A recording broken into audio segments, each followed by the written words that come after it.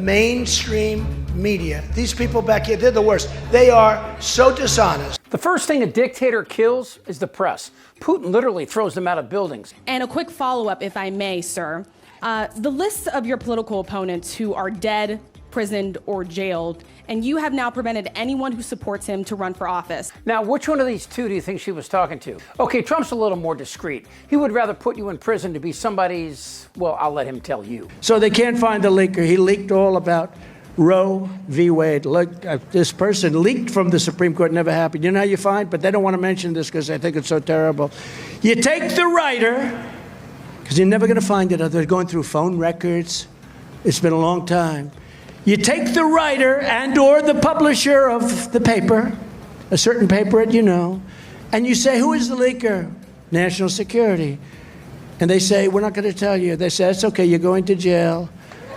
And when this person realizes that he is going to be the bride of another prisoner very shortly, he will say, I'd very much like to tell you exactly who that leaker. It was Bill Jones. I swear he's a leaker. And we got him. So on Wednesday, Trump called for his party to kill the Press Act, which is a bipartisan bill to protect journalists that's already passed the Republican House. Trump then went on his Truth Social to trash a PBS NewsHour interview from Monday called Political Divisions Threaten Bill to Protect Press Freedom. And then he said, Republicans must kill this bill. So some states have protections, which essentially means journalist information, journalist sources can't be subpoenaed. Information from whistleblowers can't be subpoenaed. That's really important. We have a federal shield law to protect journalists at the federal level. We know Trump wants to go after whistleblowers. Those are people who leak information about public officials who are doing things they shouldn't do. And it's absolutely essential they're protected and the journalist sources are protected and the journalists are allowed to do their job, because Trump will try at every level to keep the truth at bay by thwarting journalists and then getting his people to attack them. I've been dealing with the press a long time. I think the political press is among the most dishonest people that I've ever met. People don't trust you, and the people don't trust the media. She starts asking me all sorts of ridiculous questions, and, you could see there was blood coming out of her eyes, blood coming out of her wherever. I have the right to ask the question. No, you don't. This is the question. You haven't been called. No, I have the right to ask the question. Go back to your position. No. Donald Trump under fire again, this time for seeming to mock a reporter's disability. The poor guy, you got to see this guy. Oh, I don't know what I said. I don't remember. The mainstream media, these people back here, they're the worst. They are so dishonest. No, they're so dishonest.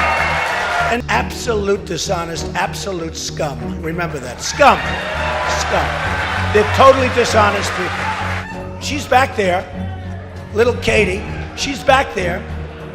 What a lie it was.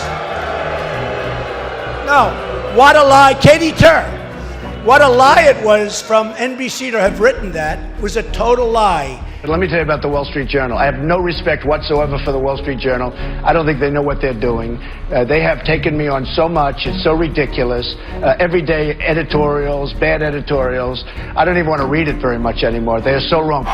We're going to open up those libel laws. The First Amendment guarantees that the press, and citizens for that matter, can hold the government accountable. For example, a lot of people attacked Obama for his strong feelings about Edward Snowden, who too was a whistleblower or a traitor. That's up for discussion, right? But Obama never attacked the press for criticizing him. And the most frightening thing here is what Trump wants to do, and he's not shy about it. He wants to shut down the free press. And can you imagine if Fox was the only news outlet? I mean, like they're one now, right? White supremacy, that's the problem. This is a hoax. But we already know that Alito and Thomas have questions about how far the freedom of the press should extend. We have recently witnessed, as you know, unprecedented attacks on journalists and journalism.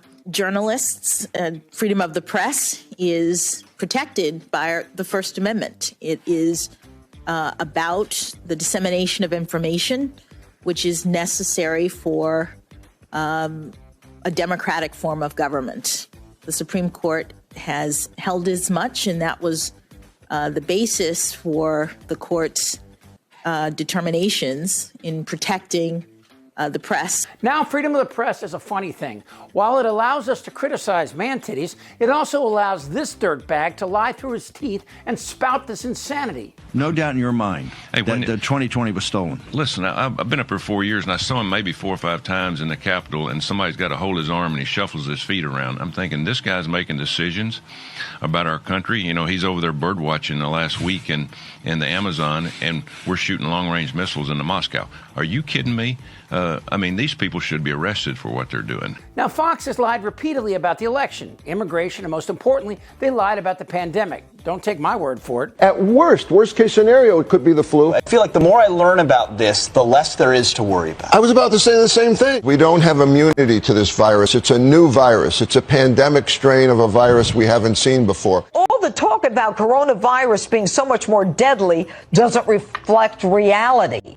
Without a vaccine, the flu would be far more deadly. We are facing an incredibly contagious and dangerous virus that is moving across the world from one hotspot to another. We're going to call out anyone and everyone who's using this virus as a political weapon against the president. The standard flu every single year kills tens of thousands of Americans. We are now entering what will be the crucial defining 15-day period as it relates to this virus, where we must slow the spread of coronavirus. It's actually the safest time to fly. Everyone I know that's flying right now, terminals are pretty much dead. We have a responsibility to slow down this virus and to think of other people during this time. And so if you can keep your distance and prevent someone from getting close to you that might be sick, you could save your family, you can save the elderly, and help our country as a nation. It is absolutely disgusting that Democrats are seeking to use this complex virus to score cheap political points. This dangerous health crisis could dovetail quickly.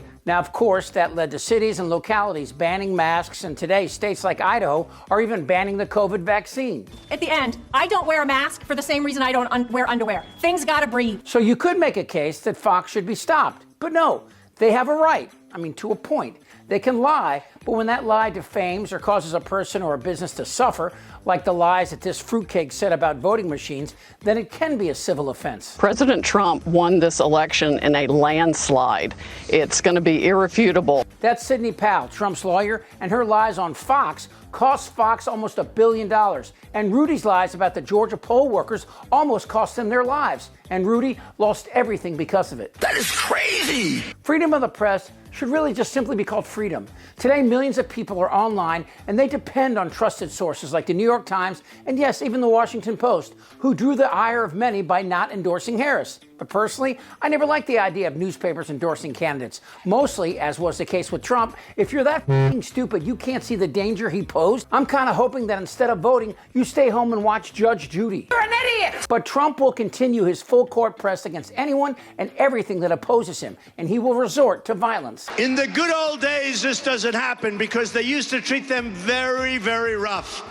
And when they protested once, you know, they would not do it again so easily. Trump's lies have been chronicled, and they are in the tens of thousands. And since he seems to have some immunity, which is frightening, the only thing we can do is create an atmosphere on both sides that rewards courage. Courage to face criticism and opposition without acting like a malignant sociopath and attacking your opposition with threats and bodily harm. And when this person realizes that he is going to be the bride of another prisoner very shortly. We're stuck with man-titties for 4 years. But as Nietzsche said, if it doesn't kill you, it'll make you stronger. It's the enemy from within. Let's try not to get killed. Damn right. This isn't their Republican Party anymore. This is not a normal election. Whether the women like it or not. Suck my fat one. Who's with me? Trust me. Shut the f*** up, Dan. Who's with me? Oh, yeah, the lie. Indictable. Out of sheer morbid curiosity, I'm allowing this freak show to continue. I don't want to talk about this stuff.